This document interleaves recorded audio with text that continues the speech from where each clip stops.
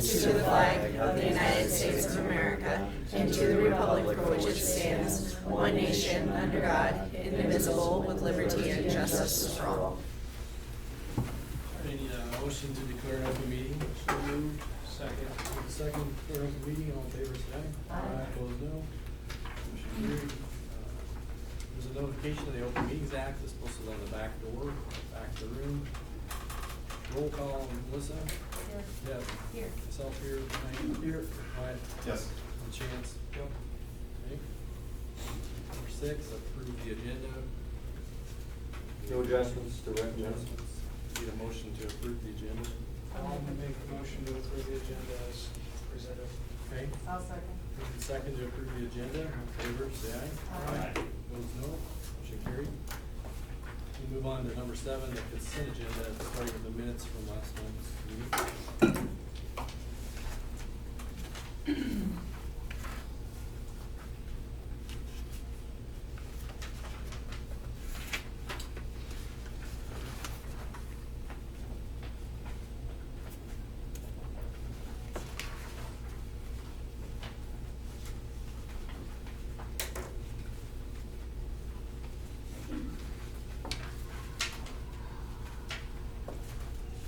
Move on to the financials, I think the minutes look all right.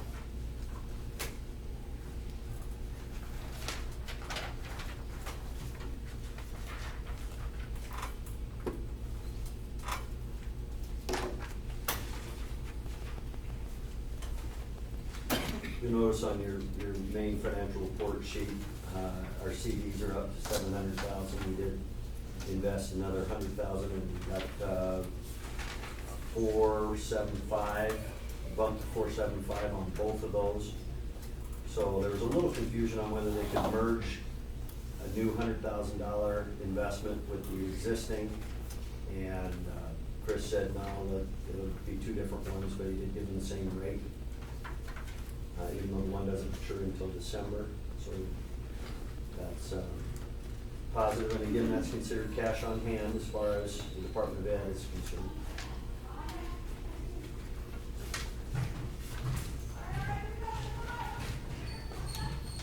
So it does inflate the general fund expenditure for last month, but that's essentially a shift of cash, a shift of money from the general fund to cash in the bank.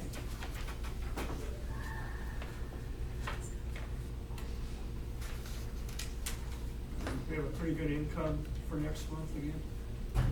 All we have so far is antelope, and we got 375,000 in the general fund and almost 30,000 in the building.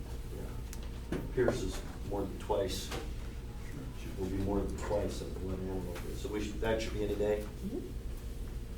So September's one of the top 3 revenue months, gets us to a great extent through the rest of the fall.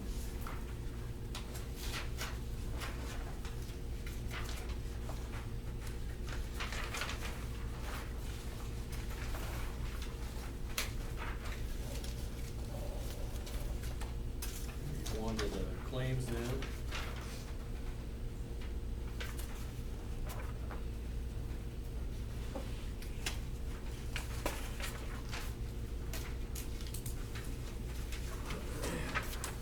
One expense in claims is that Hoot and Mifflin, our web cloud-based software, our map testing, so this is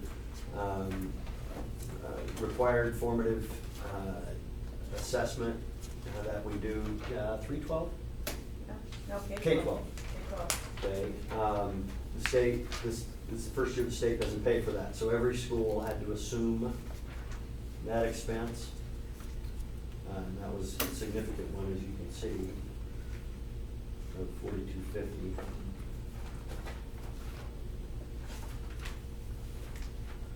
Did we get the shot clocks cheaper than what we initially thought? No, there's more. No, we had to Invoice pay now. 75% up front, remember? Yeah. This Okay. is the I couldn't last remember. payment, this is the Yeah. remaining payment to it, so. I'm surprised we haven't received the balance of that invoice, but Okay. yeah, it's coming. Also, we did get a donation from the Pirate Boosters today. They gave us $15,000 for the bus, so they only owe $13,500. So, And that's by the end of 2025. So plenty of time to pay that down.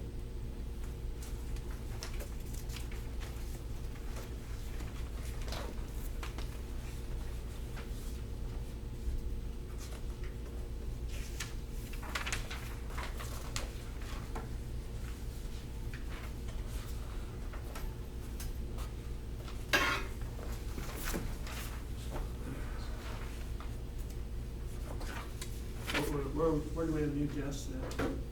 Mr. Ashburn's room, he had he had desks that were original with this building.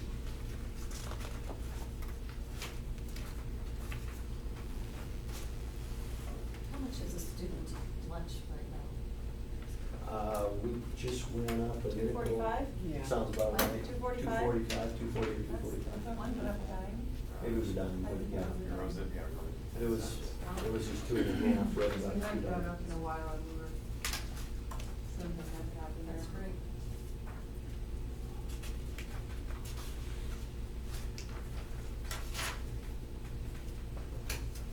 Any other questions on claims or anything? Okay, if not, then we got a motion to approve the consent agenda. I'll make a motion to approve the consent agenda as stated. Moved and seconded to approve consent agenda. All in favor, say aye. Aye. Opposed, no. Motion carried. Number 8, student presentation, which you got some members of the band here. They have pictures on the screen. Okay, so a couple weeks ago, the band took a trip to the state fair. I brought a couple of representatives along to kind of explain their experiences from the student side, and then I'll have a few things from my side as well, but, take it away.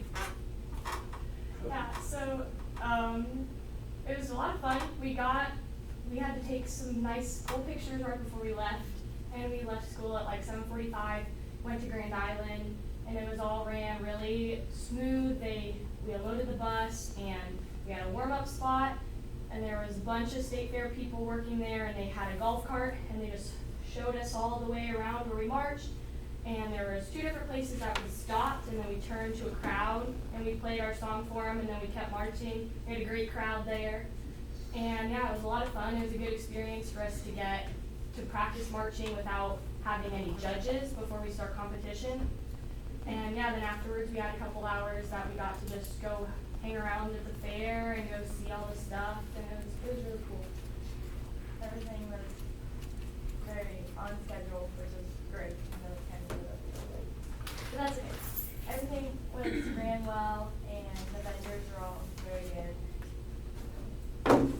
Yeah, overall from the listening side and the learning side, I mean, the band was, for only having, I think, a total of 4 rehearsals, because we had band camp prior, but we didn't have all of our members quite there yet. So, in about 4 total rehearsals before then, so the group was playing very, very well. I was pleased with the way they were playing.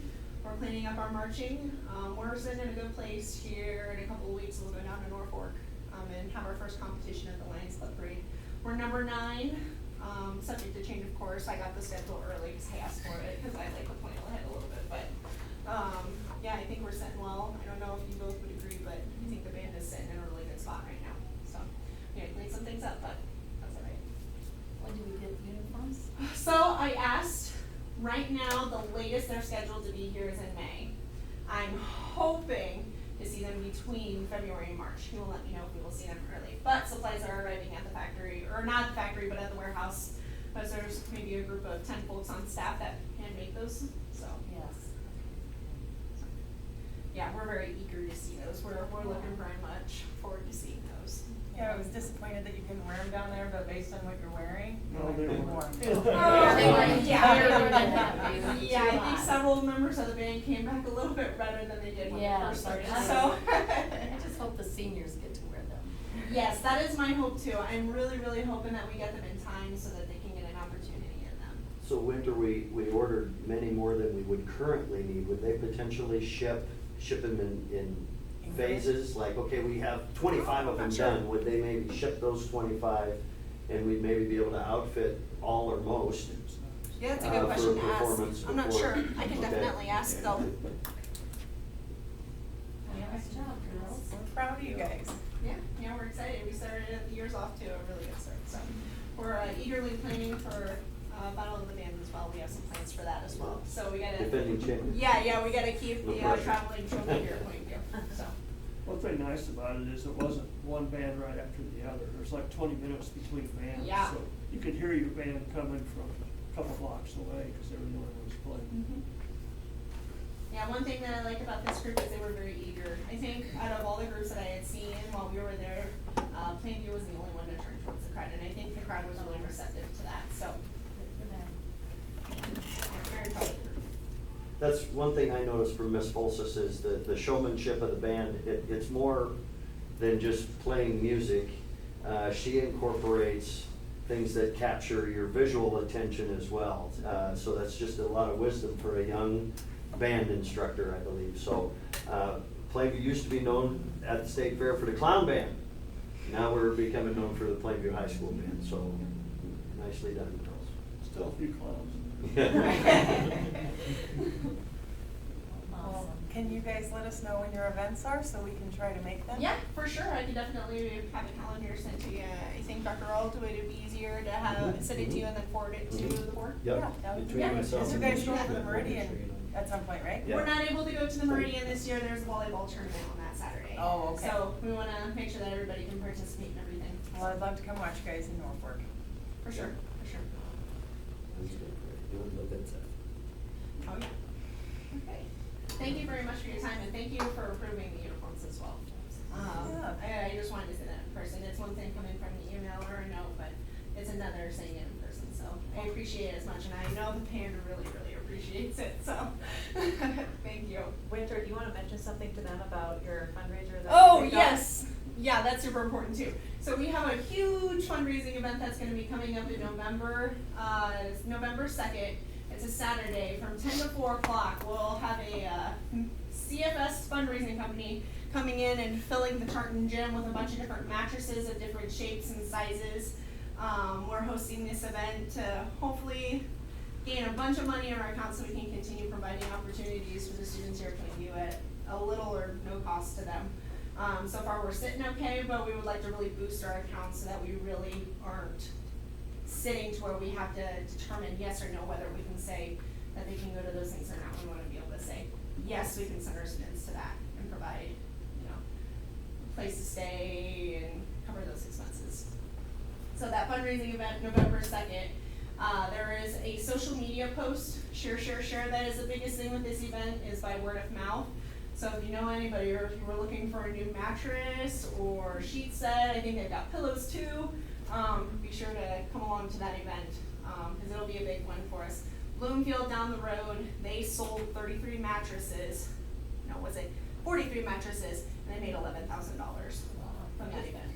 So we're hoping to sell lots and lots of mattresses so that we can continue to build our account, so that we can continue to provide experiences for students. I know a big one is Class D All-State. That one is, we go down and the kids get to have fun the night before and then they get to spend the day rehearsing, and that's a big one for us. So we wanna continue being able to cover expenses for them so that they can go and participate. So. Well, thanks for coming in and Yeah. sharing about your trip and your upcoming activities too. So. Yeah, thank you for, thank you. Good job, ladies.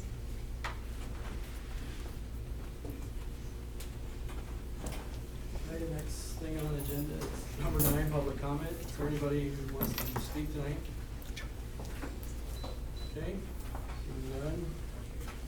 We move on to our discussion items, starting with number 10, the budget committee report.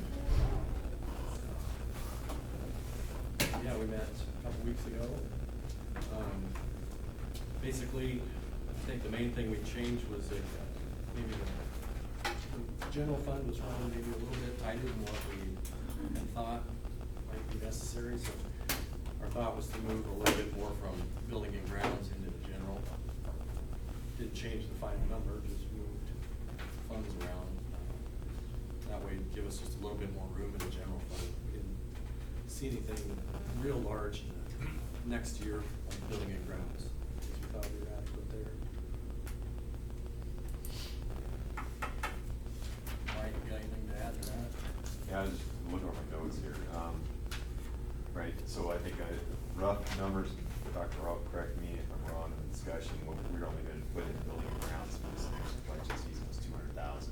Yep, 2 cents, 2.2 cents down, cut in half Right. from this current fiscal. We really don't have any projects that we need anyway that money for, but there is a larger need for an additional 200,000 anyway in the general fund, just for operating expenses and payroll.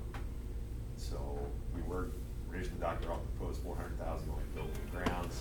After a discussion, we split that to give them just a little more breathing room anyway to pay bills.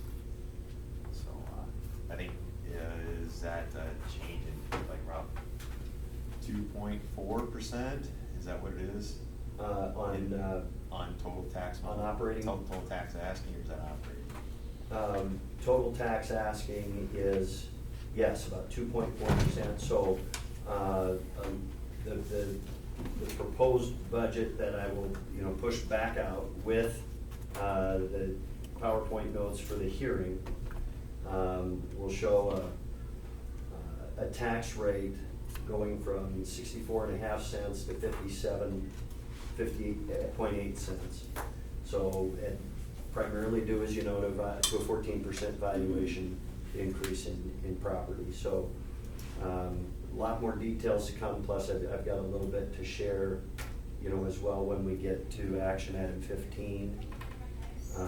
So that's been the trend for a lot of schools, particularly these last 2 years, with the foundation aid to all school districts at $1,500 per student. So most every school district that's relying on property taxes has seen, a significant levy decrease because of the funds coming from the state. So as you've seen our state aid go from 20,000 to 520,000 in the past couple of years, well, that helps us to lower the levy, although your operating expenses are still what they are. But that foundation aid obviously helps quite a bit. Rough numbers, I think you said payroll was 5 million now, and Yeah. operating expenses are about $1.5 million. Payroll's right about 5 million, so we need about 6.5 million to feel comfortable going into a new fiscal year. And that's just for general fund operating expenses, right? So, yes, look, a few more, details about, the building levy, which, went from $0.015 8 years ago to as high as 9 cents for a few years in a row. We've invested millions in facilities, particularly HVAC systems. Our primary building and ground expenses are probably gonna be Lincoln Street, and then potentially some renovation or restoration of music room, or maybe a shop room adjacent to it, unless we have more significant discussions about facilities in the 1920, the life of the 1920 building. Those would be outside of a building fund levy. So you said you moved funds from building and grounds in the general for this year? No, not, just the Proposed. levy, we split the levy in half. For what? For the upcoming budget. It's just too tight otherwise. I thought I could get it for this year because it was too tight. Not I can't this do year, that. no. If I said that, I misspoke. Yeah, but I just Sorry. didn't understand. Yeah, the valuation of 14%, overall levy was down 10%. Correct. What was it asking about? Asking was up 2.3, is that? Yeah, just over 2%. So just under the G, even sure it's just under the. That was one of the primary requests of the budget committee is, can we stay out of the joint public hearing? And we can, we're right up against it, but we don't qualify to go to the joint public hearing. And we're leaving quite a bit of tax asking authority on the table, unasked. We could ask for quite a bit more. Now we'd have to go to the JPA, just have to justify it. And that unused tax authority will help us in our base for next year as well. I mean, you get to carry over 2% of that.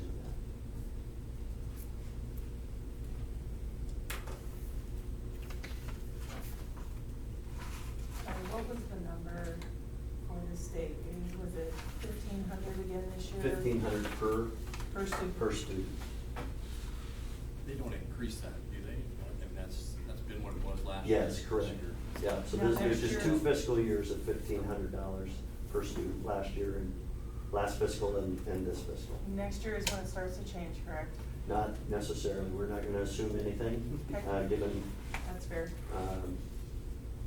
the governor's wishes and new unicameral coming in.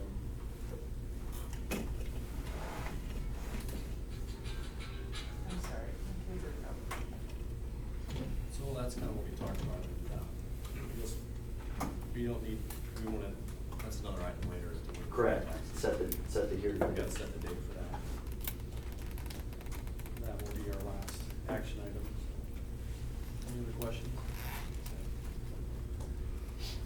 Not, we'll move on then to, Building and Grounds Committee report. That one, we just, there's been some structural issues in the old building, we got together and revisited that. It's been a bit of a concern for us, so we talked about having somebody come in and, it was last looked at, what, 2016? 2016, October of It was 2016. kind of inspected where that corner of the floor is slipping down. We thought it might be all right to have somebody come back and look at it and make sure it hasn't progressed any more. We've been, I think you've been measuring with ruler, unofficial, didn't think it was moving anywhere, but it might be nice to have somebody come take a look at it again. I think you've got kind of the same firm lined up. Yeah, I've got that scheduled for the last Thursday of the month when we have parent-teacher conferences, so, the same gentleman that was here in 2016, the architect, he's bringing a different engineer. He's looked at the report from 8 years ago to kind of familiarize himself with it, so another engineer will put eyes on it. We'll put eyes on the floor from above and below, and affirm and update the assessment from 8 years ago, just to give us fresh information on what we need to know for decision-making, for the overall safety of that building. And there are other safety concerns besides that, but that's probably the most glaring one, I guess, it's safe to say. Whatever we decide to do down the road, it's still gotta make it a year or two, or however long. We gotta make it safe for kids.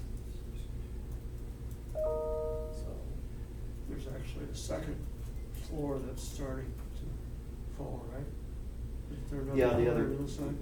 the other opposite corner, so the southwest corner and the southeast corner. Southeast corner is about half. That's a 2 5/8 inch spread on the southwest corner. The one on the southeast corner is about half that, but we're seeing the exact same thing, so I think we, assume without getting eyes on it, that it's maybe the same type of failure. That the joist is breaking free from the brick, from the brick wall. But we'll find out the end of this month, or as soon as they get their report. that's the 26th. 27th, I believe, is that Thursday. Is that parent-teacher conference, Jen? 27th is, six, Yeah. I mean, six. No, 28th, sorry. 28th is a Saturday. Is it this No, month? Oh, sorry, that was on November. Yeah, 26th and 27th. 27th is the tentatively scheduled facility audit.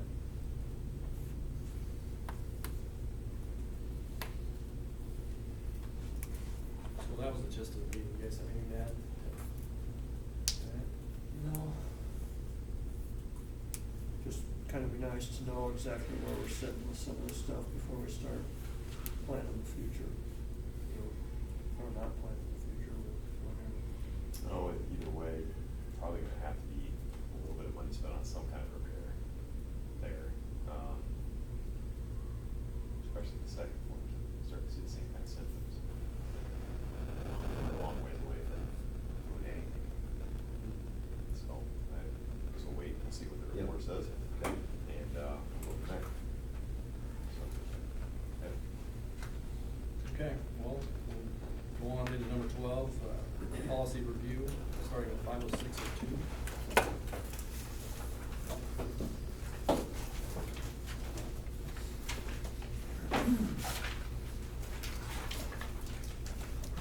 50602 was just updated last year after the unicameral, and they gave us, I don't know if you remember for sure, that two-page list of federally recognized organizations that we would need to be prepared to allow equal access to our facilities. And there was, it seemed like only one or two or three on this much lengthy list that we thought maybe applied to rural Nebraska, certainly in Plainview.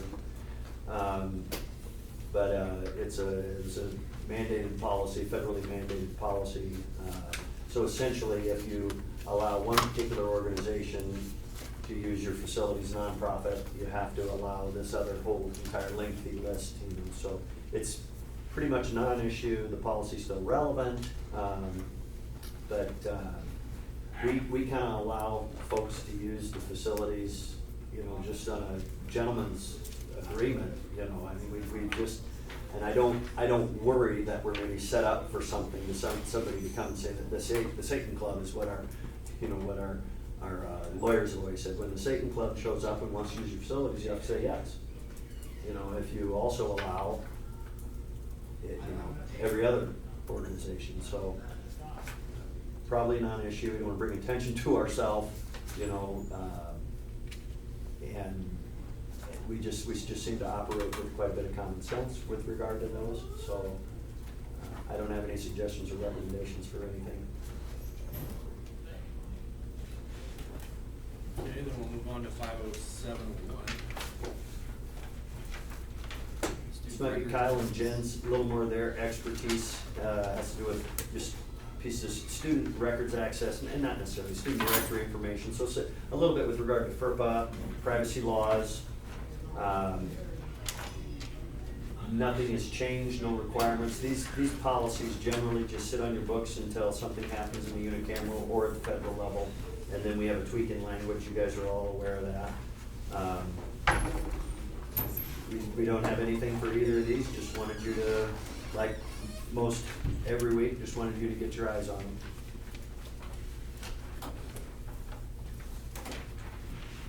That covered 50702 as well.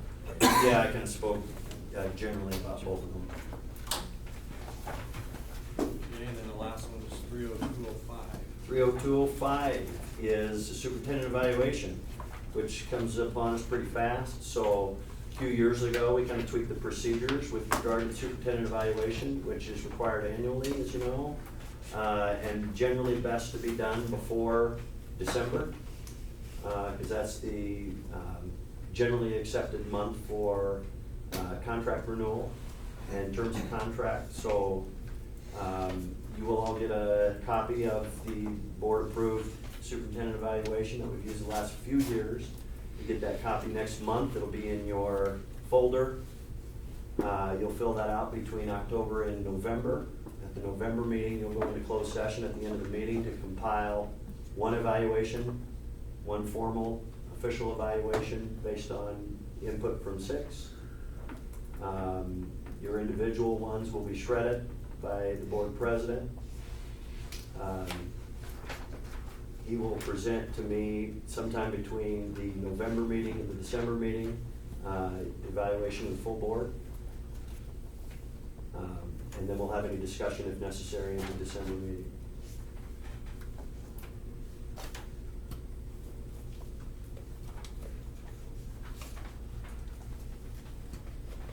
The other reason we moved that up a little bit was, even though it's your new contract renewal, but it's also before the new board members come on.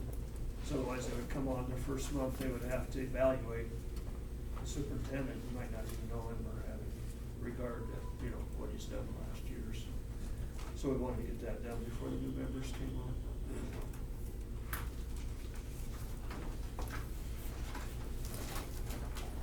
Okay.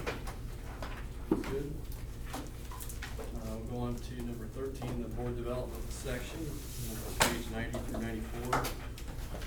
Okay, this section really does highlight the outdatedness of our information here. I would say most all of it is still certainly relevant because it's best practice. Most all of it is best practice for school boards, but some of it is, a lot of it is based in statute. Well, statute has changed with regard to school district classification.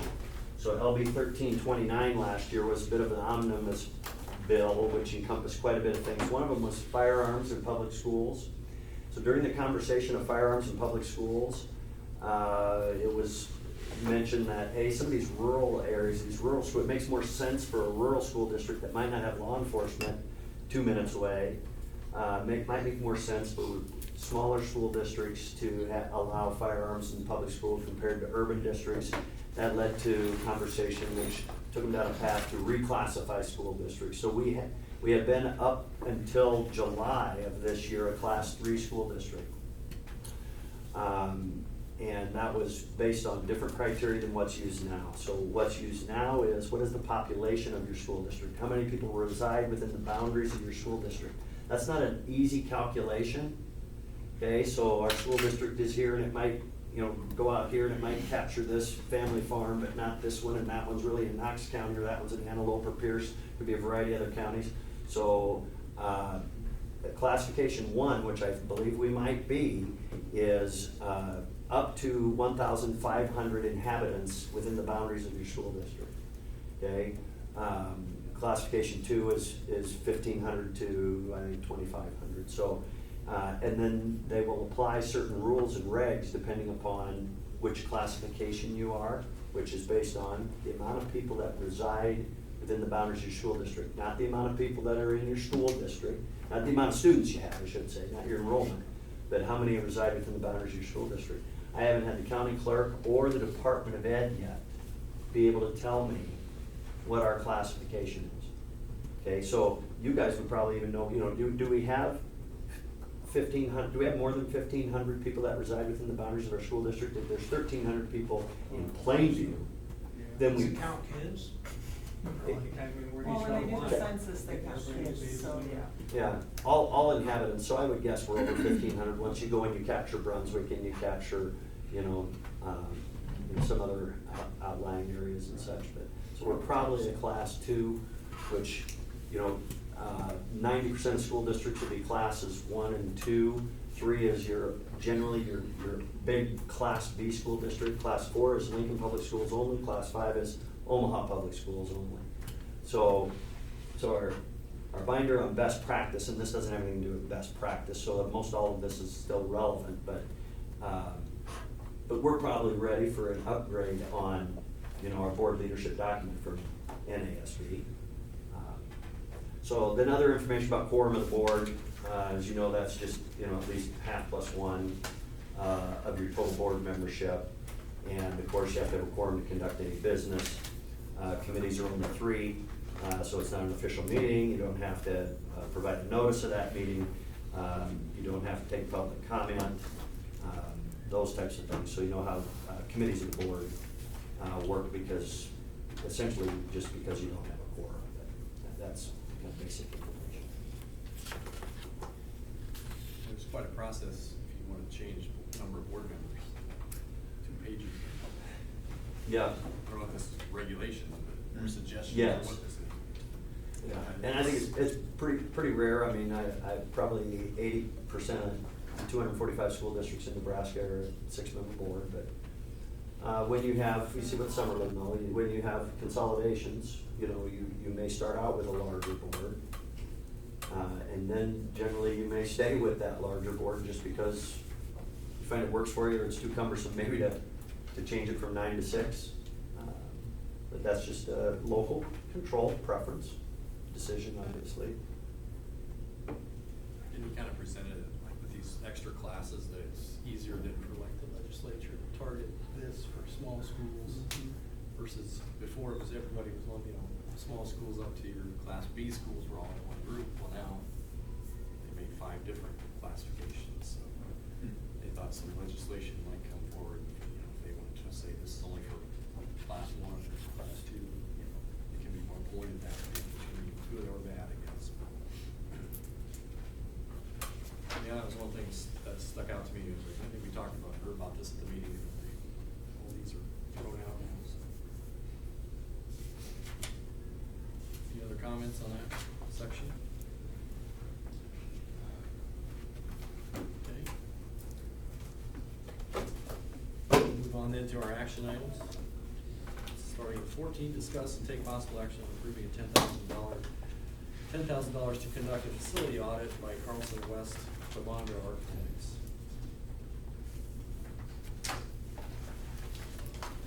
Okay, so I did send to you some samples of facility audits that are conducted by Carlson West Chavandra. So whether maybe you had a chance to look through those, maybe not. I mean, our facility would be essentially the same, it would provide the same amount of information. So it's a fact-finding audit by professional architects. I would guess the last time maybe one was done for the 5-school merger, talks 10 years ago, but potentially it's maybe been since our last bond issue of 50 years. You know, I don't know, but I think the Building and Grounds Committee talked about this, and you know, it's on the agenda for a reason, because Building and Grounds thought it was, you know, it's a good recommendation. So I did go to the presentation of Pierce's facility audit. Theirs was conducted, their walkthrough was conducted in the spring, and it takes several months to put together. And I went to their community presentation. It was a formal board meeting in their gym, and they had maybe 100 or more people that attended, and so I was just curious about how that presentation looked and the conversation that maybe took place. Now, their needs are maybe different than what we might think our needs are, and we maybe don't know what our needs are until we have this facility audit. But I did invite Bob to join us tonight via Zoom. He's here. At your request, I'll put him on the screen, and you can ask him any questions about, okay, what can we expect? What should we see? What might be the scope, timetable? But he is available to share any details or to answer any questions you might have, because it is a $10,000 investment. And this is also what's gonna look at the checkout in 1920 building to see, that's a whole different. That is different, but Bob will be in the next day. He's seen it. He's been here and has done an informal walkthrough with Kyle and I, just to kind of lay eyes on our facilities for the first time. This would be a full day or more formal audit that would provide a 100-page document of all the details of our facilities, and also provide a little bit of history and some projection on what we can anticipate, and just to help set priorities for maybe a 1, a 5, a 20-year plan for facilities, and beyond potentially. Yeah, I think we talked about this at the budget meeting, you know, as a full board, that some of the needs. Bob, can you hear me?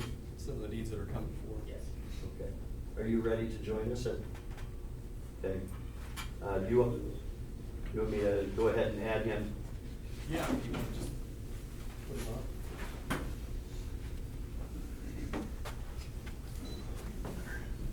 Please.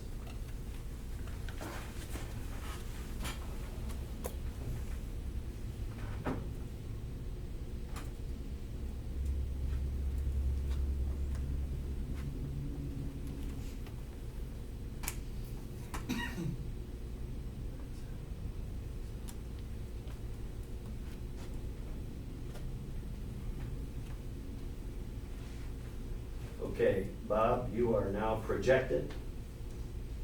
Okay. Let's see. Alright, Yeah. get me off of there.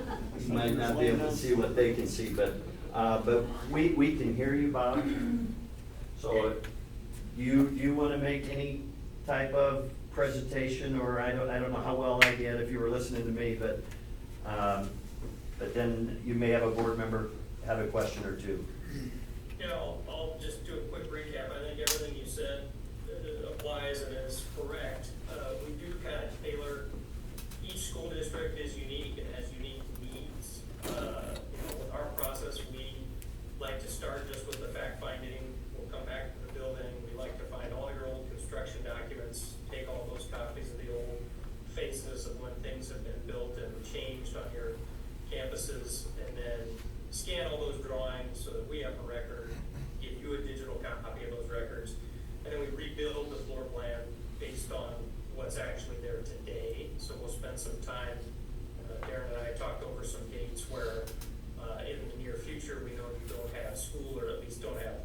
is in the facility.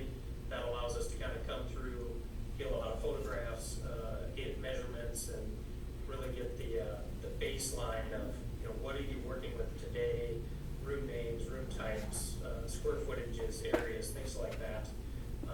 We'll look at the older parts of the building. I know we looked at the floor that was settling in your original 3-story facility.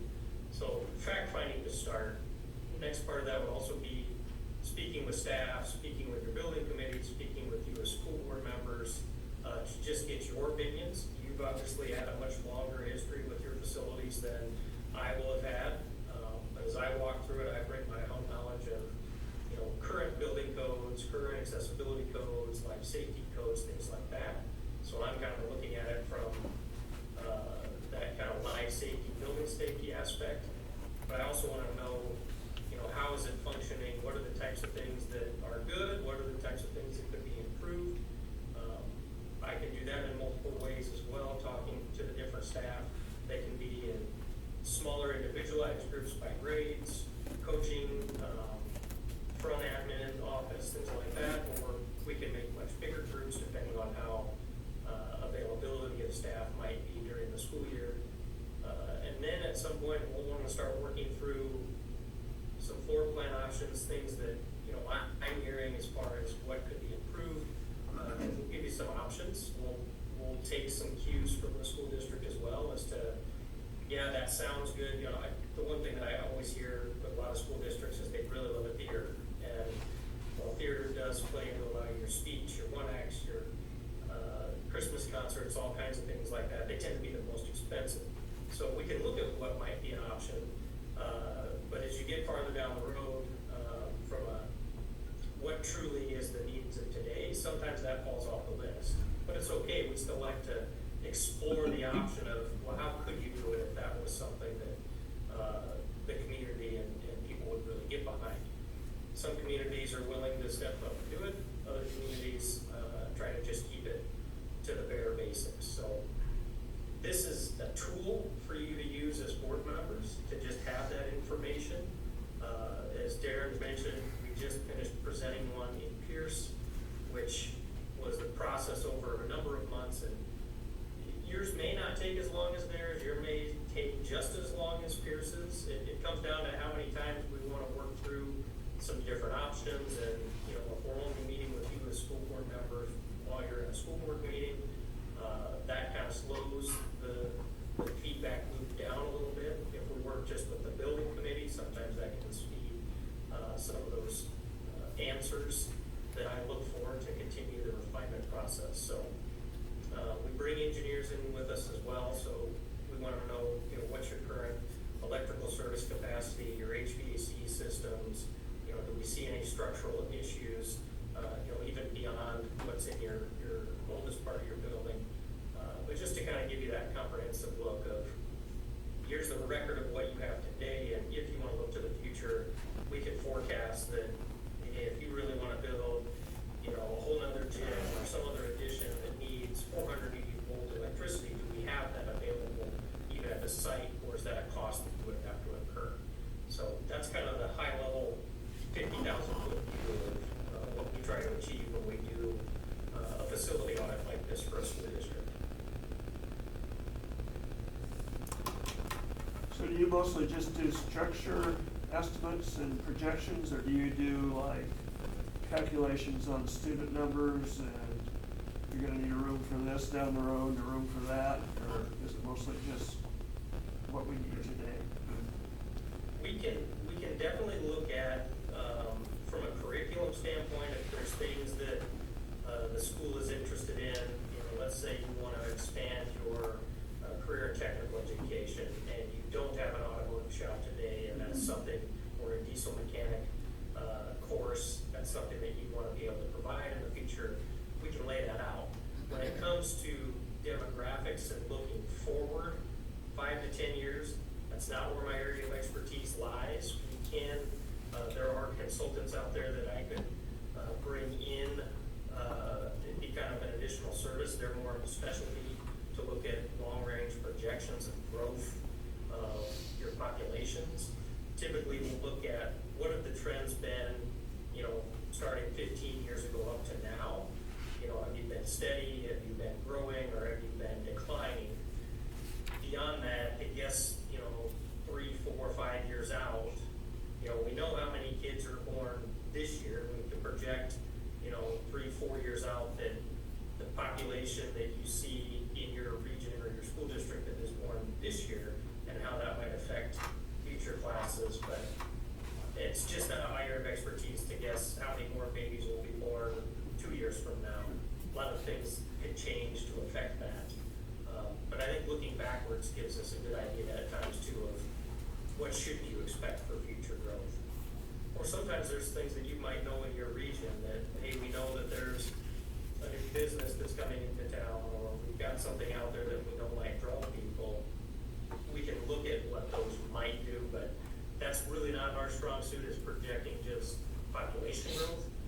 Our strong suit is looking at what are your curriculum needs today, what are other school districts your size offering, is that something that you would want to offer, and finding architectural solutions and cost estimates that could go with that potential expansion from a more of a curriculum-based standpoint. Are there additional costs if you have to come back a number of times, or is that included in the 10,000?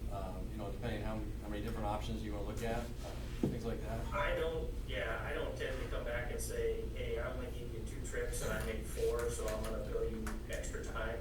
That $10,000 is kind of my lump sum. The only thing that I try to recover if I have to make multiple trips is just the mileage.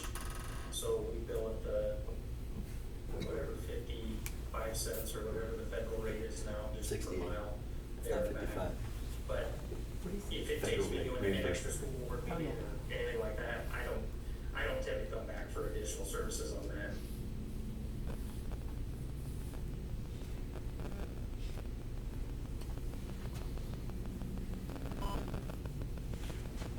Any other questions? Well, thanks. Yeah, thanks for Thank you, being Bob. here. This meeting right here would be one of those you're not gonna charge us for, right? No charge. No charge, yeah, just keep repeating that if we Yep. keep going down the road. Thank you very much. I would recommend you, Darren, to just reach out to like Kendall or Yes. Jake and Matt, or any of your other superintendents, and they can tell you kind of how that process is Yeah. done as well. For sure, okay. I'll be in touch yet tonight or first thing in the morning. Sounds good. Thanks for Okay. your time. Thank you, Bob. Yep, bye.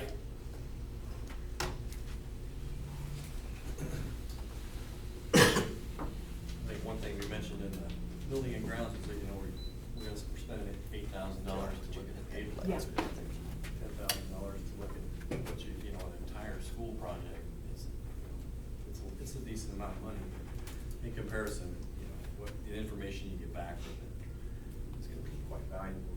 What direction we do decide to go. Definitely help prioritize everything. And I do think that we should, as a board, make goals for what we wanna see, if we wanna have drivers ed, CDL, CNA classes here, and make those goals together with our administrative team and see how that goes forward too. If those things need That's part of space. his whole process, with the Yeah, that's- conversations with groups of teachers, administrators, school board members, community members. What would you like to see? And if he sees themes, so that'll be all in his report, and it will help with, okay, what are the priorities of our community, of our school leadership, of our teachers. So yes, everybody will have an opportunity to share. Here's what we would love to see as part of Plainview Public Schools, as priorities of Plainview Public Schools. And it might be a decent one, driver's ed, boat safety, what, you know, those types of things. Not little, maybe not as traditional, you know, curriculum areas, but that would all be part of the process. That would be included in the study. I haven't been able to make it to a lot of city council meetings lately, just how busy things have been in my life. But I do know that the city council is really putting things in motion. Susan Norris did resign the other day, but they do have other business development goals, and I think it would be important to kind of collaborate or somehow come together and discuss that so that those goals align, the board, the schools, and the city.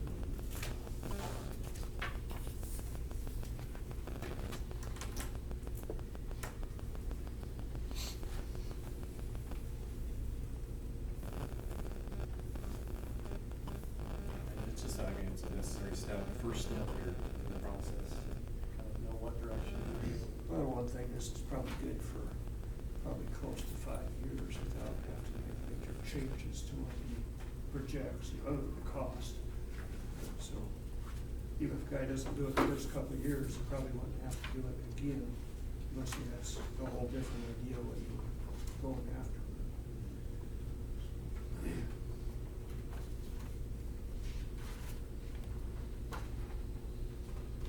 I think it's a starting point. I mean, what do you get for $10,000 anymore? Nothing. If you have any interest in doing any of these projects at all, you gotta start somewhere, and I think this is where you start. This firm's done a lot of schools around, is that correct, Dr. Rob? Yes, from Tacoma, Herman, and North Bend, and he mentioned a couple local ones, Pearson, Valley, Nick Wayne is in their jurisdiction too, so Bob is somewhat well-known in northeast Nebraska. He's originally from, actually I wouldn't say North Bend, so he's a rural school individual by heart, so. And I was certainly impressed with his presence in front of 100 or so stakeholders. But that's part of what he does, part of what he's good at is to just share, here's what we found. I mean, these are your facilities, and they know them as good or better than he does, even after his audit, but. Does he own this company, or is he? No, working he's for it? just an architect for it.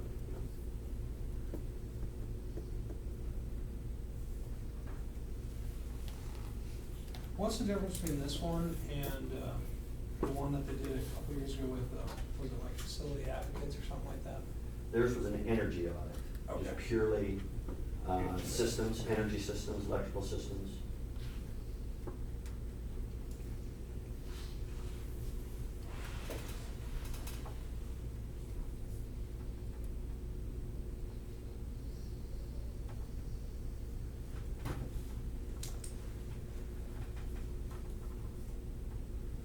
I'll make a motion to approve an expenditure of $10,000 to Carlson West, don't know how to say that word, architect, to conduct a facility audit.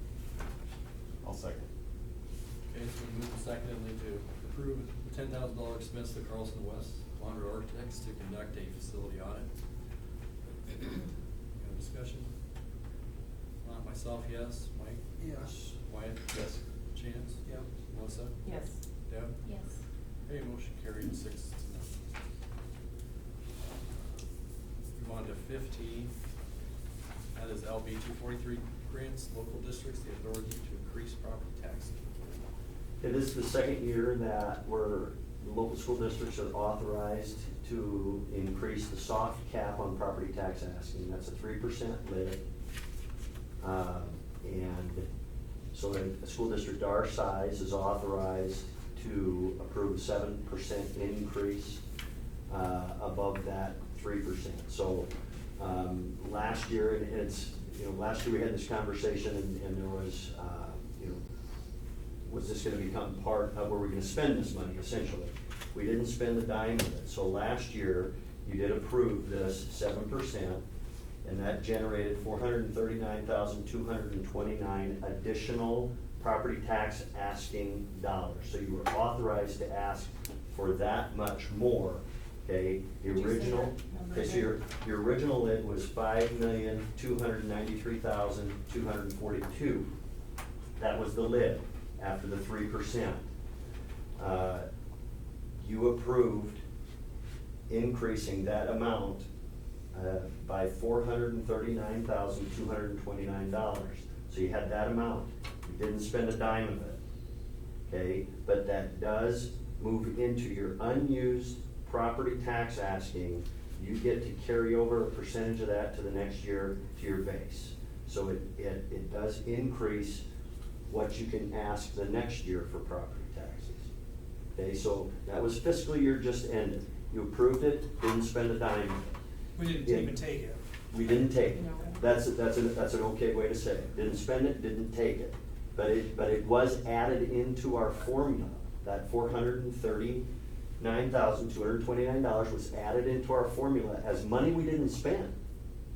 So the state says, good job, you didn't spend it, we're gonna let you carry some of that over into the next fiscal year. Okay, so this year that was carried over, and it was added to our base this year, which started at $5,652,762. That was our base this year. So our base, became slightly elevated due to that unused taxing authority that we didn't take. Okay, so if you approve tonight that 7%, that will generate an extra $454,244. $454,244. Thank you. In the proposed budget that the Budget Committee has authorized me to create, that I'm going to present at the budget hearing. Not only are we not taking or spending any of that in the proposed budget, there's still $230,000 more. We're leaving in this next budget to be proposed yet this month, $683,031 of property tax asking authority that we are not asking for. So we're not taking it, we're not spending it, including the 7% that I'm gonna ask you to approve tonight, because that puts us in a good position for 25-26. Again, we don't know what's gonna happen unicameral, we don't know for sure what might happen with this foundation aid. That's the primary reason that superintendents in rural districts are asking their boards to authorize this increase in property tax asking authority. Even though, and this, Pillen doesn't like so much that you approve it, but he does like that you don't spend it. The school districts that approve it and spend it irritates him, but those are local decisions. They've determined that they need it. The board budget committee asked me to stay under the JPH threshold. That's where we are. Therefore, we have $683,031 that we're authorized to ask for, that we're not asking for. Where did that 200 and some come from? Carried over. That's the carried over. Part of that is carryover, so next year, 400 for this year. Okay. next year, this current budget year coming up, we have access to prior year's unused budget authority, $103,610. That's what came into this year's budget authority due to fiscal responsibility last year. But it doesn't go into the budget, it just goes into the Correct. same It balance. just, it goes into what you are authorized to ask for. So, do you ask for every dime you can? You can, but then you gotta go to the JPH, you have to justify your stakeholders, and a lot of school districts do that. They just do this, well, this is what we need based on our priorities. Increases in operating expenses, and maybe they increase staff for some reason. Maybe they started a diesel mechanic curriculum or automotive, whatever, and that was their priorities, and so they have to go and explain that to their stakeholders. That's what a budget hearing is for. That's what a joint public hearing is for. We won't have to go to the joint public hearing, and we're leaving $683,000 and some odd dollars of unused property tax authority. We're leaving that unspent. How far will that keep growing? Depends on year by year. Well, you only That get was just short term. you only get a small piece of that, but it Right. does inflate your base for next year, and your property tax asking is calculated off of your base. So we're potentially in a position to leave hundreds of thousands every year of property tax asking authority on the table. So, yeah, we're creating a scenario where we're in a position if we need it, if something would happen and we need it. It's not gonna save the taxpayers any money though, if we use it down the road, where you keep carrying a little more over every year, it gets bigger and bigger. If you ever use it, the taxpayer's still gonna have to pay for it. If you get to a You're not point to building where anything you need to spend it, you just have to justify it to Yeah. your stakeholders. So I would ask you to approve the 7%. It's already in our budget, I already calculated what that would do. to our budget. Not asking for a dime of it, but this, you're preparing for next year's budget by approving it this year. Same thing that you did last year. This is a year to year. We don't It know is if as of it's- now. We don't know if it's Yeah. gonna be available next year. It is as of now. This is on the radar of the governor, and that's fine. And some senators. So this soft cap may go to a hard cap, or more likely, they'd say vote of the people rather than a vote of the board. You're gonna have to have an election of your stakeholders to get that extra 7%. That'd be reasonable. Just, you have to go and communicate with your stakeholders why it's necessary, or why you want them to approve it. Isn't this the one that Senator Dirks encouraged us to do while we have the opportunity? Yes, yeah. I would be surprised if this remains unchanged Yeah. for years to come. But it's an option for local school boards this year, again. And I think it's wise to do, to protect your future and unknowns in our future. Once we settle on our budget, though, we can't go back halfway through the year. You can always amend the budget, you cannot You change have- your you levy. have to amend it, yeah. Yeah, you can always amend your budget, but the levy becomes firm and final late October, but I mean, I've never had to mess with that, usually don't want to, but You just avoid the meeting by not using it. yeah, if you have something catastrophic, it's rare, but Yeah, I think we talked last year, we weren't sure it was gonna be here this year. Here it is. Do I have that language? yeah, and I'm sorry, Mr. Rasmussen, I did check, we don't need a formal resolution, we just need a motion, so a motion would simply be, the language that's in your notes, make a motion to increase the property tax asking lid by 7%. So the language that I have right there, make a motion to increase the property tax asking lid by 7%. That will be appropriate. And that does require a five yes It votes. does. 5 yes votes. 2/3 isn't enough. Nope. It requires 70% affirmative vote.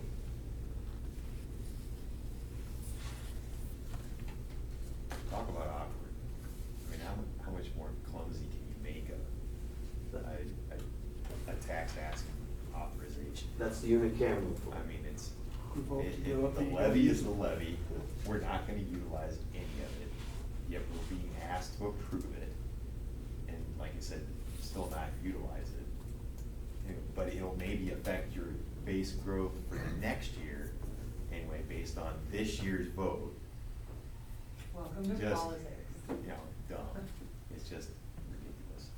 You So- explained that very well. Did I? I should have had you do You that hit it in on the 30 nail. seconds when I fumbled through for 5 So I mean, minutes. even though we approve it, we aren't gonna use it, we're We gonna could collect use it, We could still use it at any time if something came up. and we- we're not gonna collect it. It's still available through It's, the year. we're not collecting it though, the levy's still levy.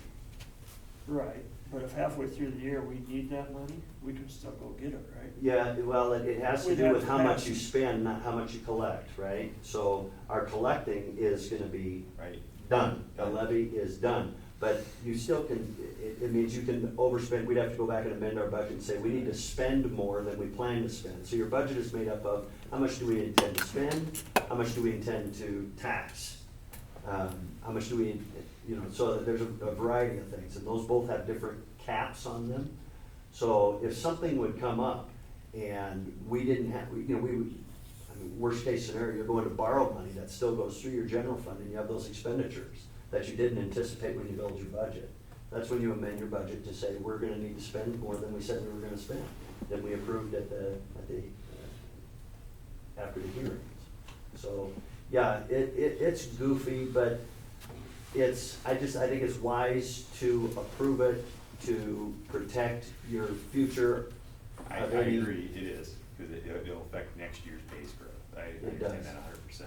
Anyway, it's just, I'm pointing out how clumsy and, yeah, whatever you wanna call it. the way it is, so.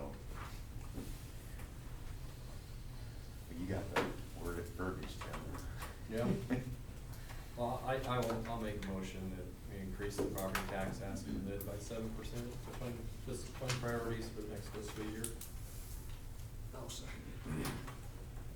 Moved and seconded then to increase the property tax ask lid by 7%. Any other discussion? Not, we'll vote. Myself, yes. Deb? Yes. Melissa? Yes. Chance? Yeah. Wyatt? Yes. Mike? Yes. Okay, motion carried, 6-0. Move on to number 16. Discuss and take possible action setting class, building, grade level, or program capacity limits for enrollment option requests for 25-26.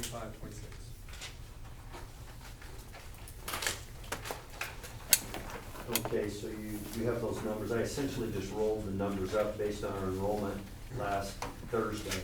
So this is in anticipation of 25-26. So this is for option enrollment requests for 25-26. So it's a bit of a formality. Only one time have I ever denied an option enrollment request, and it was a request by somebody who had 2 very high need students. And we would have had to assume those educational expenses. So essentially we have capacity limits for classrooms, but option requests for students on an IEP or on a case-by-case basis. But this essentially says the board is saying, we've got this much room in this class for option requests. It's a pretty much a non-factor, I mean, because we don't have dozens and dozens of option requests that your Gretnas, your Elkhorns, your Benningtons do. So this is one where a senator in one of those districts needed a law, but it applies to the whole state. Needed one for his district, or her, but it applies to the whole state. So this is the second year for this requirement.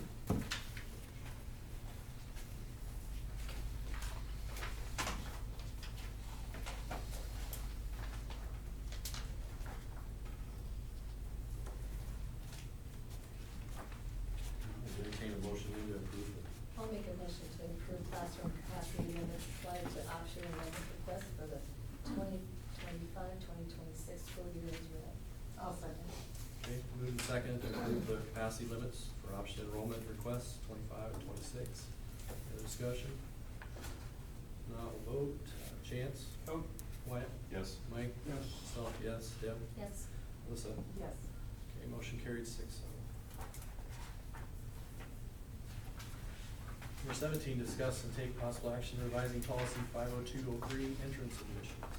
So public schools are responsible for services for anybody living in the district birth to 21. You have to provide services. And if you're providing services, anybody from birth to school age, it's usually special services. These are children who, prior to the start of formal schooling, may have particular needs, and you want to address those needs as quickly as you can, so by the time they get to school, maybe those needs are corrected, right? So we have several students that we serve that we pay for through specialized services, occupational therapy, physical therapy, speech therapy, of students who are birth to 3.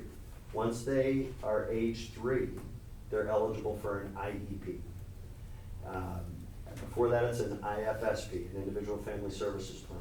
Once they reach age 3, they're eligible for an IEP, and a whole new series of rules and regs kick in. And in an IEP, one of the discussions has to be about least restrictive environment. And this is so that you don't put kids in the trailer house behind the elementary school and that's where their schooling is, right, Deb? Used to be. I remember those days, Yeah, yes. they were there. So the least restrictive environment always begins with, you put them with their general ed peers. You serve them with their general ed peers. You serve them in the general ed classroom. That's where you start, and then you determine based on the needs of the kid, do we need to start restricting that environment? Do they need some pull-out time? Do they need to be served in a different room? Do they need to be served in a different location? Are their needs best served other than the general ed classroom? But you have to start with the least restrictive environment. So students who are 3 years old that now are eligible for an IEP, Part of the conversation of their IEP has to be, is there a preschool in the local district? If there is, they have to be considered for that preschool, even if we determine it to be a 4-year-old preschool, which ours is. So our 4-year-old preschool has to consider 3-year-olds with special needs. That's complicated, that's difficult. There's a huge difference between a 3-year-old and 4-year-old cognitively, let alone one with special needs. But it's a conversation we need to have in the IEP. And so we have to have some language in our policy with regard to that, but also, and I'm off topic just a little bit, aren't I here, Jen? So I'm educating you a little bit about that, but also parents have a right to keep a student who's kindergarten eligible age in your 4-year-old preschool. That's another conversation that we have to start to entertain. Normally, once you're kindergarten eligible, you can't be in our 4-year-old preschool. You have to go to kindergarten. So there's kindergarten eligible age, and there's also mandatory kindergarten age. One of them is August 1st, the other is January 1st. Okay, so we have that gap where we may have parents whose child will turn 5 after August 1, but before December 31st. They're kindergarten eligible, but they may want to keep them in preschool.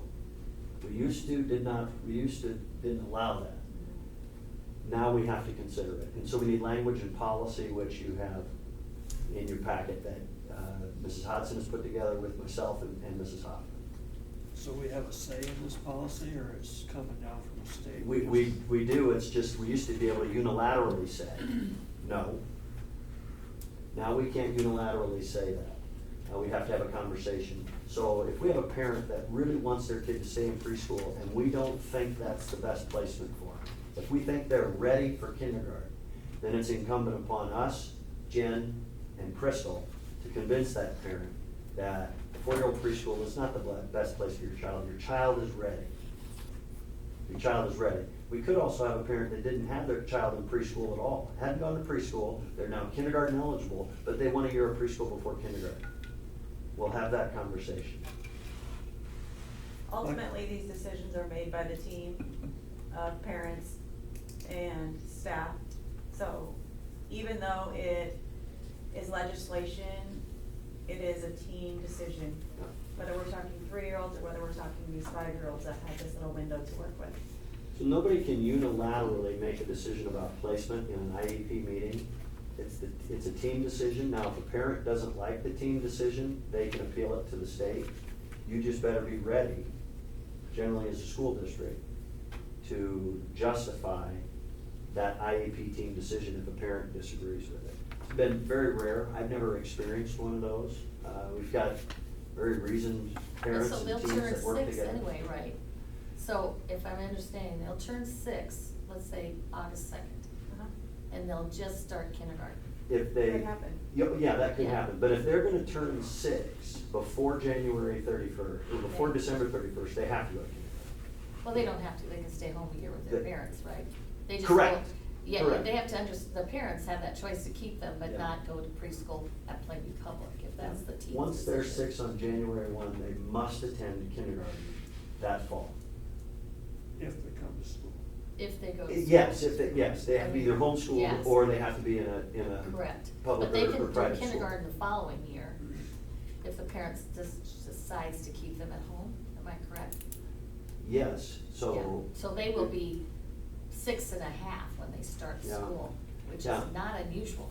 Yeah, so we have to make placement decisions. Oftentimes, we'll have families move in and we're always anxious to meet the kids, and our first questions are, when was the child born? How old are they? And what grade are they currently attending? Yeah. So, and 99% of the time, they slide right into the grade where they were attending there. But occasionally, we're like, okay, ultimately, the school district does have quite a bit of latitude to determine placement.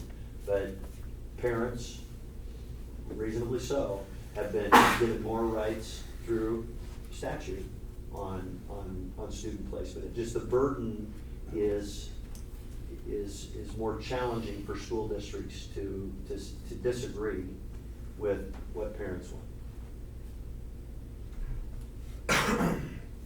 So I guess what my question was that we have a choice on the verbiage of the policy. It's not just statute. Oh, yeah, I understand what you're Yes, saying. this We do. was information that Crystal and I sat down and talked about what checklist can we use to go through to determine the placement for children that meet this timeline. And that needs to be put in policy. Correct. Like what you come up with. Yes. So the bracketed language is all Yes, new. that's the only new That's It's just addition an to the addition to, entrance. everything else is existing. Mhm. And every policy is legal until somebody challenges it and somebody tells you it's not. But this language is reasonable for us to use. I wouldn't anticipate that it's gonna get us in any trouble if we have somebody that challenges, this language. Say we use this language to say, no, your child is ready for kindergarten. The ACE all our screening test. So, do we have to like do reading then on this, since it's like an order? We could, Chance, we could. I could say, no, we don't, and the only risk you take is if somebody says, well, I didn't know you were passing that policy, and, now I've got a kid, and if I'd have known, if you'd taken 2 months, maybe it would have been on my radar, and I could've came in and talked about it. So there might be some wisdom in having it, It's having not 2 gonna readings. Not gonna hold us up or anything, will it? I mean, at least if we just put off Jim? one, It No. would- No.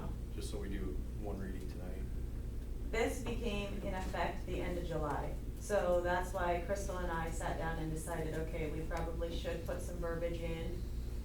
We have not had any interest in this at all, but it's something that we felt like we wanted to inform our preschool families when we do roundup in the spring. We wanted to share the same information with our kindergarten families, so we just wanted to have that language in front of people as we move forward this year. Yeah, it was a bit of a roll of the dice, so this became effective in July, school started in August. So parents could have had a right this school year to say, I want my kindergarten eligible child to be in preschool. And our hands would have been tied a little bit, we'd have navigated it. But there's no way we could have had 2 readings, then, or to come up with the language, we didn't have something that came down from our policy subscriber service at NASB, here's what language you need in your entrance, admission policy. They're just like, okay, school districts, you just need to be aware that this now has to be a conversation, but a parent does have a right to request that their kindergarten eligible child be in preschool. So, this won't come around again potentially until next year. Maybe in the spring, some parent of somebody in preschool might say, I want another year of preschool. So we just need to have it enforced by Yeah. the spring or whatever, so we might as well do the 2. And it's essentially board support. It's the board showing support for administrative regulations on preschool admissions. So just out of curiosity, what happened to junior kindergarten, or did that make this? We've been at junior kindergarten for about 6 or 7 years.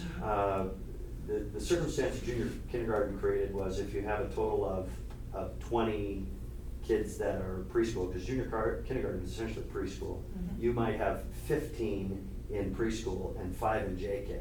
So we had just right, Jen, if I Yeah. can kind of remember, a highly imbalanced number. So, and plus I don't know what we used really to determine junior kindergarten screening. It was essentially parents just saying, I don't know that my kid's ready. Sure. So I want them to be in junior kindergarten, we used some kindergarten curriculum, which I don't think we use at all for preschool. So there was a transition, and it was maybe good for, certain kids. But that's a relevant question to ask with regard to this, for sure. But primarily, we're like, we want to have in our preschool even AM and PM rather than a big AM of pre-K and a small group in the afternoon in JK. Our preschool numbers now would not allow us to do both preschool and junior kindergarten because we don't have enough certified staff to meet that need. Or the space, right? Yeah. What? Or Or yes, space. correct, absolutely, yes. I'll make a motion to approve the revisions on first reading to policy 502.03 entrance admissions. I'll second. Okay, moved and seconded then to approve first reading revision policy to 50203 entrance admissions. Self, yes. Mike? Yes. Wyatt? Yes. Chance? Yes. Melissa? Yes. Deb? Yes. Okay, motion carried 6-0. Does this need to be run by a lawyer, or is it pretty vague to let the schools put the wordage in they want to? Yeah, it essentially justifies, you know, the language of the law, that the school district's part of the conversation, and that we can have reasonable measures to justify our position for either acceptance into pre-K, or, no, we want to move kindergarten. Now, a parent can say, I don't care what you want, I want my kid to stay. We can say we want them to go, they can say we want them to stay. Now, we have to have a delicate conversation and determine how important it is to us if they're not gonna accept that decision.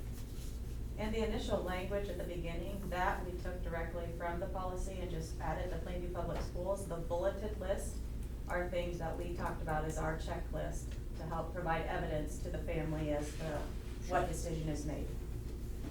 You guys put a lot of thought into it, you know better than we do, so. Okay, go on to, let's see where we're at. Number 18, discuss and take possible action on setting substitute teacher wages for 24-25. Okay, so we didn't have any increase last year. It's probably reasonable to have a 3% or a nominal increase in their substitute wages. We're currently at 130 a day, 175 a day for all days over 10 consecutive in the same assignment. So long-term subs are paid 130 a day for the first 10 days, 175 a day for every day 11 and beyond. So, you know, I recommend a nominal increase. So if you were to take 130 dollars a day times 3%, we gave, you know, if we thought 3% was reasonable, you know, that gets us to about, you know, 135, 180. Are we still way below our neighboring schools? No, we're not way below. No, we're comparable. Because at one time we were quite a bit below, I believe. Yeah, and we're doing pretty well. Jen's got 3 of her paras that are now licensed substitute teachers, which is good, but then we're without a para. They're usually not our first call, but they sure help in a pinch because we have a certified teacher in the classroom. If something comes up, we can pull a para. Now that means we're pulling services from somewhere. But we have a couple of good substitute paras as well, so we're hanging in there, but our substitutes probably, and it is substitute appreciation month, so they probably deserve a raise, so I would recommend $5 or $10 on each of those amounts. Doesn't make any difference if they're a para or substitute teacher, you pay the same. Once, correct, well, if they've got a sub-certificate, they're entitled to the sub rate. Even if they're currently a para making X amount of dollars per hour, but they go off that clock and they go on to the substitute rate. Right.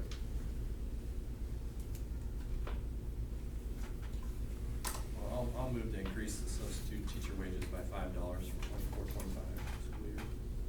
I'll second. Moving second to increase substitute teacher wages by $5 for 24-25. Myself, yes. Deb? Yes. Melissa? Yes. Chance? Yep. Wyatt? Yes. Mike? Yes. Okay, motion carried 6-0. 19, discuss, take possible action setting the 24-25 budget hearing and tax asking hearing and the special meeting date. 2 weeks from tonight is the 16th. We have JV football at Summerlin. I'm sorry. Next 1 week. week from tonight is the 16th. We have JV football at Summerlin, so that's the only potential conflict. So we need to have essentially 3 meetings. Budget hearing, tax asking hearing, and then a special meeting of the board to approve the budget. So it'd be a 1 action item meeting,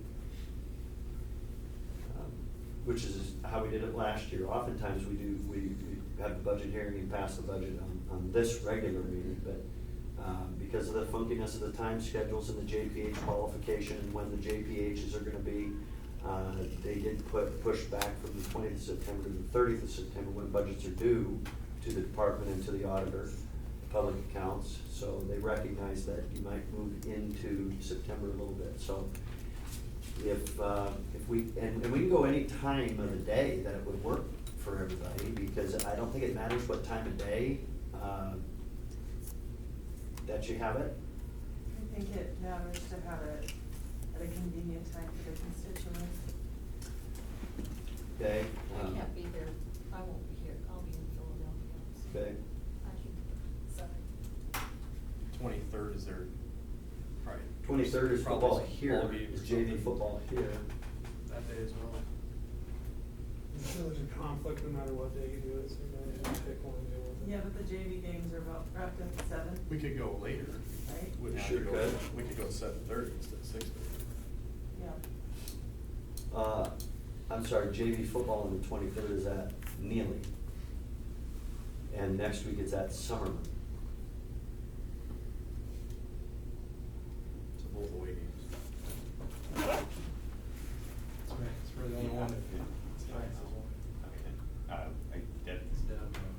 Would you be, which day, you'd be on the 23rd? I'd be here on the 23rd, I won't be the 16th. But if you have majority, that works, right? Does it have to be a Monday or the other days work? Tuesday's gonna have volleyball, Thursdays you're probably gonna have volleyball. And Wednesday's church night. is that Wednesday's like you church can't do night. that or what? I mean, We could have a we meeting. could. CCD gets over with at like 7:30, 8 o'clock. right? 8 o'clock? Yeah, but it's not teachers. 8 o'clock it's over. It starts at 7, right? It starts at 6:30. I can do it after or before on that Wednesday. We could do a 5:30 or something like that. Or even earlier, so you get to, are you talking about Monday? No. Oh, you're talking Wednesday. about a Wednesday. So that'd be Wednesday, the 25th. That'd be Oh, great. no, are you talking about next Wednesday? Oh, I have no idea anymore. I can do it next Wednesday. We'll be around next Wednesday. Yeah, The 18th? the 18th, yeah. Wednesday the We'll just do that. Yeah. Wednesday the 18th, so budget hearing would be the first meeting, what time do you want that? Right at 5 or something, just get it out of the way. Yeah, that's after work for people, or, most people I think can be here if they. Five, can be here by 5:30 and then special meeting to follow, I mean, The second two, Yeah. I'll take very long. yeah. But I'll be done by 6:30, or Yeah, Marie, should be Marie done gets by started. 6:30. Okay, We do 5, so we do 5:30? 5 o'clock, what did you say?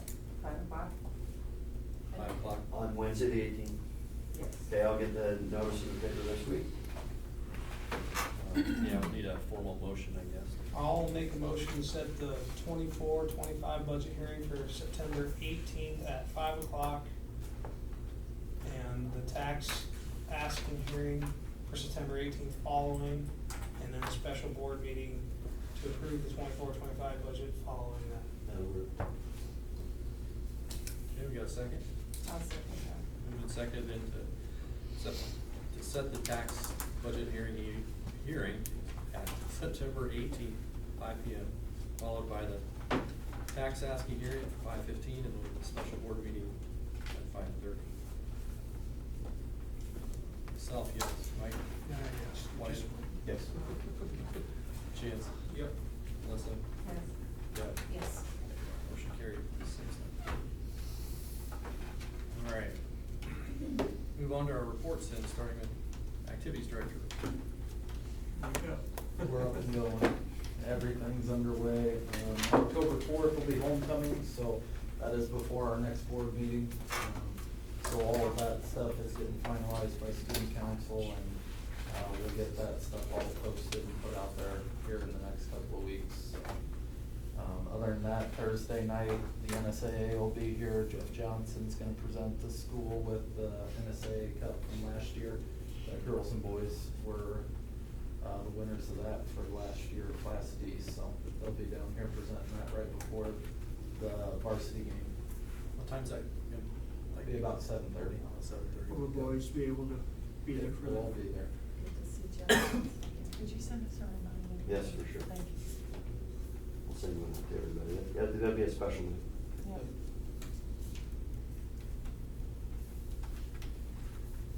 Okay. Number 21, principals report.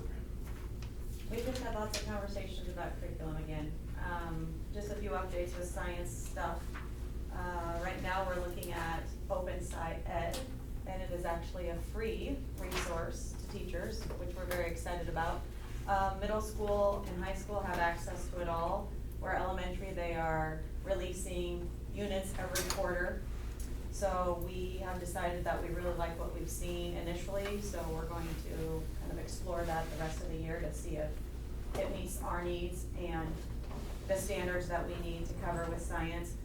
We had a social studies meeting last week, Kyle and I did, with a group of social studies teachers. Social studies has not been replaced forever, long time. I don't even know the last time it was Do they replaced, even have the actually. standards out yet? They have. It took years to get the Yes. standards out. And so in our conversations, one of the things that we talked about is just how broad and vague they are, that we, as a team, felt like it was important for us to kind of scaffold what teachers do in the elementary versus what middle school or junior high teachers expect in high school. So that's honestly the one aha moment I think that we took away from our conversation last week, is we just all need to sit down and kind of build that first and decide what are our primary focus points and things that we want to look at when we do explore different curriculums.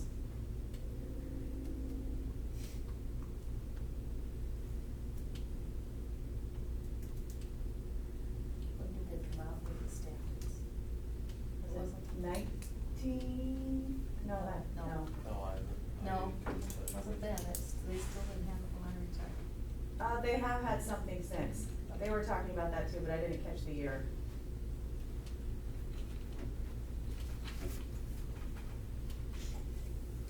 Any other questions for Chair Kyle? If not, President's report, just want to thank those of you that went to the AFB meeting last Wednesday night. Good meeting as usual, and thanks to the guys in the back for coming tonight. Appreciate you guys being here, getting involved in what's, being discussed, so just thanks for coming in. That's all I've got. Move on to the superintendent's report. It's something we may be coming to ask you in the coming months, is whether, the board would support a stipend, for student teachers. That's, becoming more and more common, and it's making it difficult for us to compete with some districts locally.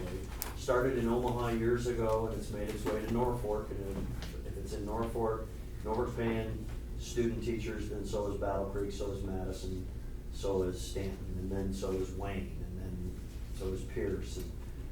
And if there's only 2 or 3 or 4 students graduating from Wayne State, say, in industrial technology, you want to get them in your district to student teach, and then you groom them to hire them. But why would they choose here when they can get paid thousands of dollars to be a student teacher somewhere else around here? So Thousands of dollars? thousands.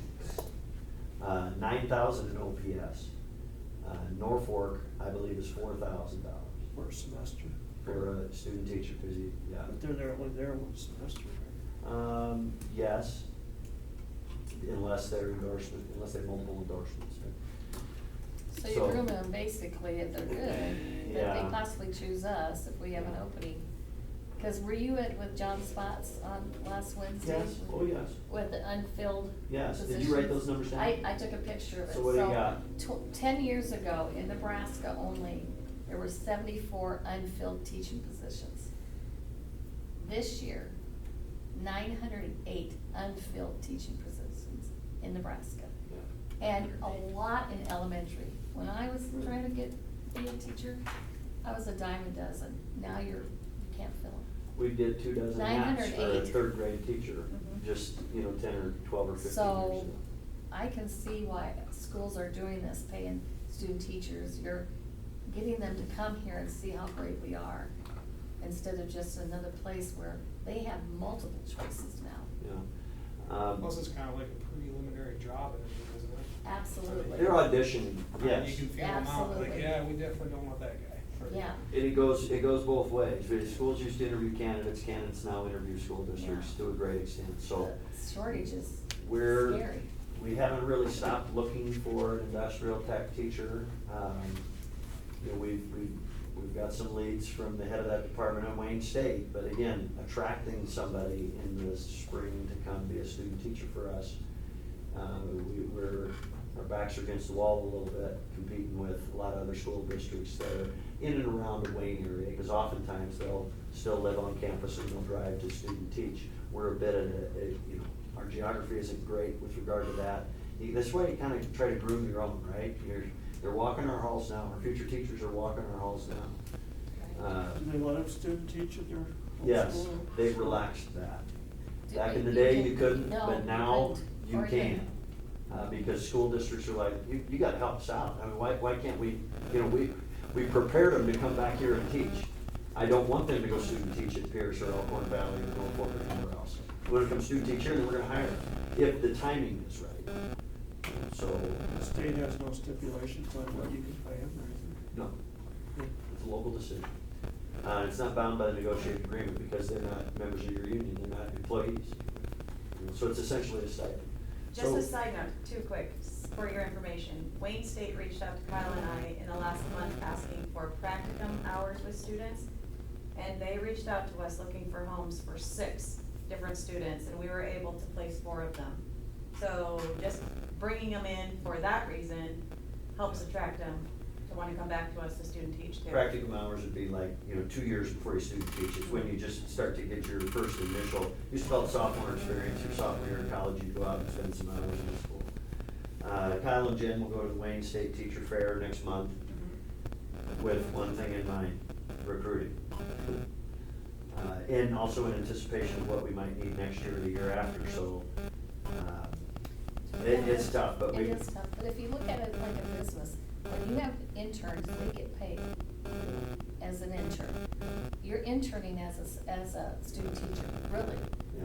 We've asked It's higher not ed to something help that- us out too, and asked higher ed, when they're student teaching, can you have a different tuition rate for when they're student teaching? Do you still need to charge them thousands of dollars For not even for, being there. for doing their student teaching? So help us out a little bit, but higher ed is not interested in helping us out. So we may ask you as early as next month to consider that as we do some more research on how do we need to compete maybe in the area. We did lock in our natural gas for next year, $1.55 term, so, and we calculated what that total would be. Now, we'll write a bigger check up front than monthly. But they did offer that rate, and we just went ahead, we researched a little bit and locked that in. Do you know what it was last year?